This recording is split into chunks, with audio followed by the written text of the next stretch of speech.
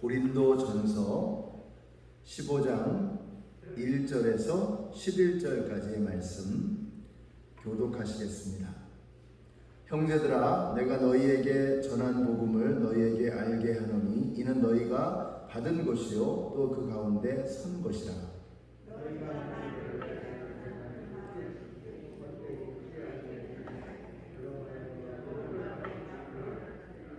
내가 받은 것을 먼저 너희에게 전하였노니 이는 성경대로 그리스도께서 우리 죄를 위하여 죽으시고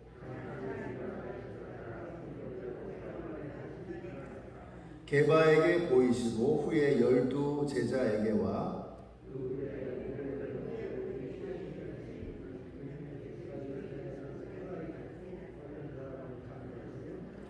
그 후에 야고보에게 보이셨으며 그 후에 모든 사도에게와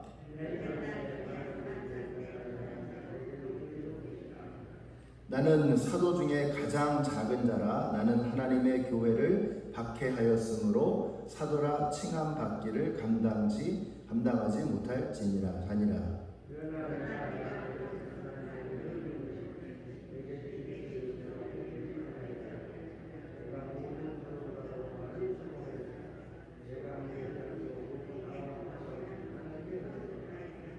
함께 읽습니다. 그러므로 나나 그들이나 이같이 전파하매 너희도 이같이 믿었느니라. 아멘.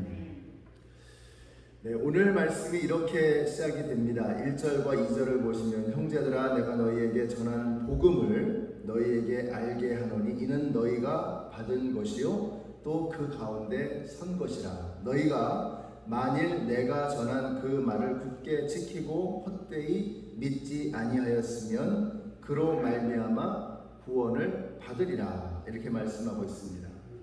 어제 우리 문 목사님께서 굉장히 중요한 말씀을 하셨죠. 바울은 복음을 교회 밖에서뿐만 아니라 교회 안에서도 강조했다라는 이런 말씀을 전해주셨습니다. 근데 이게 굉장히 중요한 말씀입니다.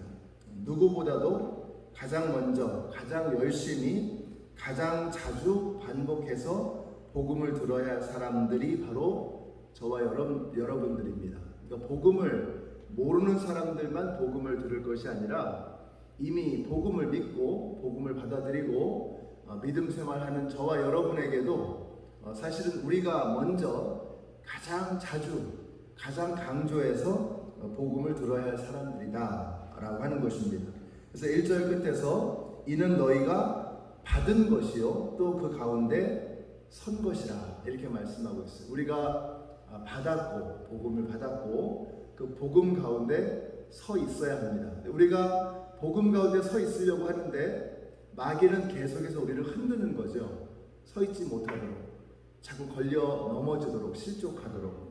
그래서 우리가 계속해서 복음을 들어야 합니다. 계속해서 복음을 우리의 마음에 새겨야 하는 것입니다. 그래서 오늘 여기 나오신 저와 여러분이 누구보다도 가장 복음을 귀하게 여기시고 가장 마음에 깊이 복음을 먼저 새겨 쓰시는 저와 여러분이 되시기를 바랍니다. 자, 그것이 우리에게 너무나도 중요하고 필요한 것이기 때문에 그렇습니다. 우리가 참 자주 복음이 무엇인지를 잊어버리고 살기 때문인 거죠. 우리가 복음을 믿고 그리스도인으로서 살아가면서도 복음이 뭔가를 우리는 자꾸 잊어버리는 것입니다. 자, 잊어버리기 때문에 어떤 일이 벌어지느냐? 교만해지기도 하고 때로는 구원의 확신이 흔들리기도 하는 거죠. 에베소서 2장 8절에 보니까 우리가 구원을 하나님의 은혜로 우리의 믿음을 통하여 얻었다라고 말씀하고 있습니다. 자, 우리가 이 하나님의 은혜로 구원을 선물로 받은 것이다 라고 말씀하고 있어요. 근데 이걸 잊어버리는 거예요. 그래서 종종 예수님을 오래 믿으신 분들에게도 물어보면 오늘 구원의 확신이 있으십니까? 오늘 죽어도 천국에 갈 자신이 있으십니까? 라고 물어보면 우물쭈물 하십니다. 왜 그러냐면 이 복음이 무엇인가에 대해서 명확하게 마음에 새겨져 있었던 것이 자꾸 지워져 버리는 거죠. 여러분, 복음이 뭐냐면 복음은 내 힘으로, 내 능력으로 구원받은 것이 아니다라는 겁니다. 하나님의 은혜로 내 믿음을 통하여 값없이 공짜로 선물로 주신 것이 바로 구원입니다. 그래서 이게 복음이라는 거죠. 내가 내 능력으로, 내 공로로, 내 실력으로 받은 것이 아니라 하나님께서 값없이 공짜로 주신 것이다. 그것은 나의 믿음을 통해서 온 하나님의 은혜다 라고 하는 이 사실을 잊어버리니까 우리가 뭐 종종 누구하고 다투거나 또 교회에서 이렇게 굉장히 지치거나 이러면 내 구원받은 게 맞은가, 하나님의 자녀 맞나 하는 이런 생각을 하기 시작하는 것입니다. 왜 그렇습니까? 복음을 잊어버려서 그런 거예요. 마귀가 자꾸 우리의 마음속에서 복음을 잊어버리게 만드는 것입니다. 저는 여기 나오신 우리 성도님들이 복음을 계속해서 반복해서 들으심으로써 마귀에게 속지 마시고 실족하지 마시고 복음을 가지고 구원의 확신을 가지고 담대하고 당당하게 믿음 생활을 흔들림 없이 해나가시는 저와 여러분이 되시기를 우리 예수님의 이름으로 축원합니다. 그래서 우리가 복음을 계속해서 들어야 합니다. 이거 뭐 다 아는 건데 뭘 또 들어요. 마귀가 계속해서 우리를 잊어버리게 만들기 때문이라고 하는 것이죠. 또 한 가지 보면은요, 우리가 왜 복음을 자꾸 들어야 하느냐, 보니까 자꾸 교만해지려는 경향이 있습니다. 우리 인간이 그런 것 같아요. 자꾸 잊어버려요. 내가 어떤 존재인지를 자꾸 잊어버리는 거예요. 내가 얼마나 흉악한 죄인이었는가 라고 하는 것, 이 사실을 자꾸 잊어버립니다. 그래서 교만해집니다. 그래서 2장 8절 이하에서 이렇게 말씀하잖아요. 우리가 행위에서 난 것이 아니니 누구든지 자랑할 수 없다라고 말씀하고 있어요. 근데 우리가 자꾸 자랑하거든요. 성경을 좀 많이 알면, 기도를 좀 많이 한다 치면, 또 교회에서 오래 생활했다 그러면 교만해지는 겁니다. 뭐 직분을 가졌다, 또 뭐 교회에서 뭐 중요한 일을 하고 있다. 그럼 자꾸 교만해지는 거예요. 잊어버리는 거죠. 우리가 구원을 선물로 받은 것이다, 내 공로가 없다, 이걸 자꾸 잊어버리는 거예요. 그러니까 이걸 잊어버리니까 한편에서는 자꾸 구원의 확신이 흔들리고 한편에서는 자꾸 점점 교만해지는 겁니다. 마치 내가 뭘 잘해가지고 이렇게 하고 있는 것처럼. 그래서 우리 목회자들이 조심해야 됩니다. 우리 장로님들이 조심해야 됩니다. 우리 집사님들, 교회에서 신앙생활 오래 하셨다고 하는 분들, 이런 분들이 조심하셔야 됩니다. 왜 그러냐면 우리가 행위에서 난 것이 아니기 때문에 누구든지 자랑할 수 없다고 했는데 이걸 자꾸 잊어버리는 거죠. 자꾸 자랑하는 거죠. 그래서 목에 힘이 가고, 또 겸손한 척 교만한 거, 여러분 아세요? 겸손한 척 교만한 거. 겉으로 보면 겸손한 것 같아요. 근데 깊이 들여다보면 굉장히 교만한 겁니다. 우리 마음속에 그런 게 다 있거든요. 왜 이런 일이 생기느냐? 복음이 무엇인가를 자꾸 잊어버리는 거예요. 내가 정말 나 같은 죄인 살리신 주 은혜 놀라워. 이 찬양의 가사를 잊어버리는 거죠. 내가 뭘 잘해서, 내가 뭐가 굉장해서 대단해서 이렇게 뭘 하고 있는 것처럼 우리가 착각하고 있는 것입니다.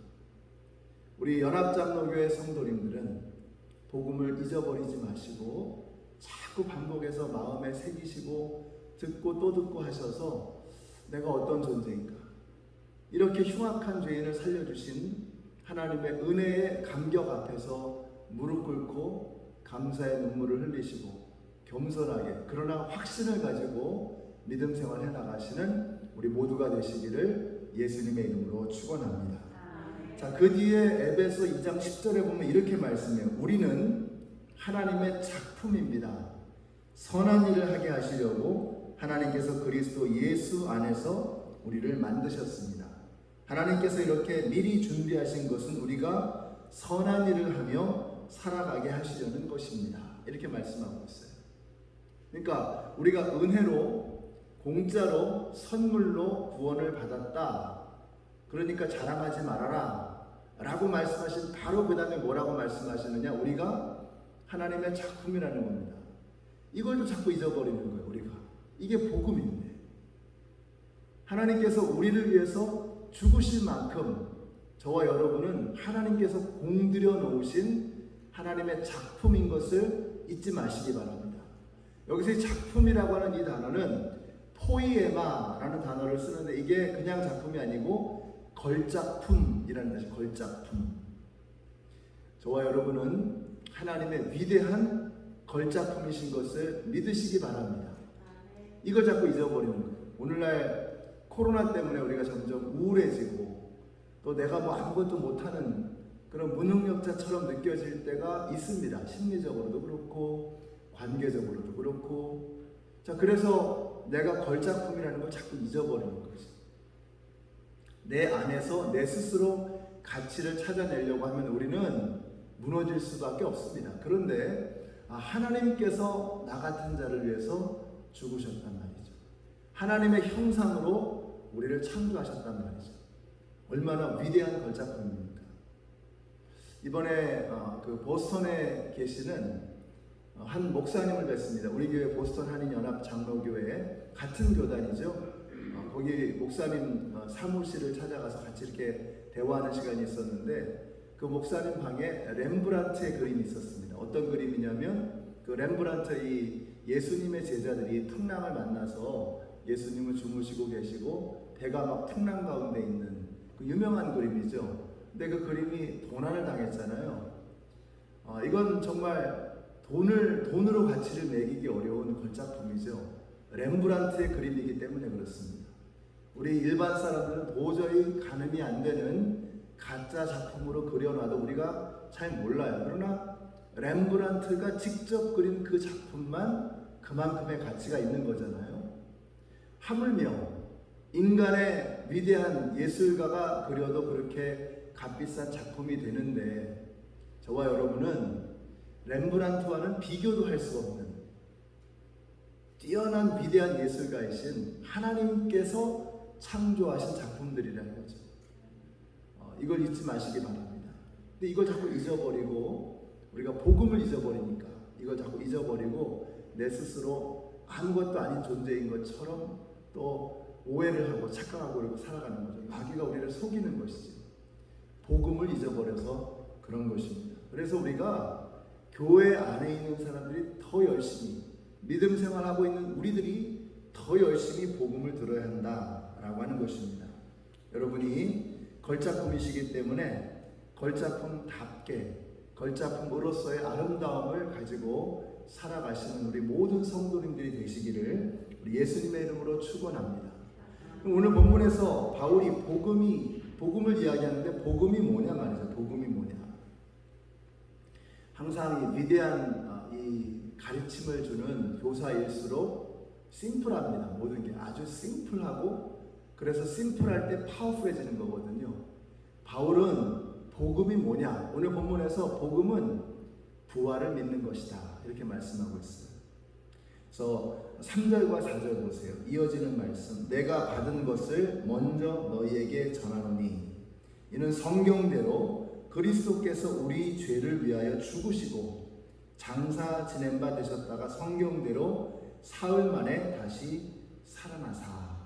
여러분 이게 바로 복음입니다. 바울은 복잡하게 얘기하지 않아요. 복음으로 구원을 받았다라고 말하면서 무엇을 얘기하느냐? 예수님의 십자가와 부활을 이야기하는 것입니다. 복음이 뭐냐? 우리가 구원받은 저와 여러분이 해야 될 일이 뭐냐? 예수 그리스도의 십자가 그리고 그분의 부활을 붙잡는 것입니다.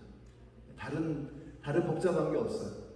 예수님께서 마땅히 죽어야 할 저와 여러분을 위해서 죽으셨다는 이 사실, 십자가죠. 근데 죽으신 것으로 끝나면 안 되죠. 예수님이 우리를 위해서 죽으셨는데 정작 본인은 죽음의 권세를 이기지 못하셨다. 그러면 어떻게 우리가 그분이 우리의 소망이 되실 수 있겠습니까? 어떻게 그분을 예수님을 구원자로 받아들일 수 있겠습니까?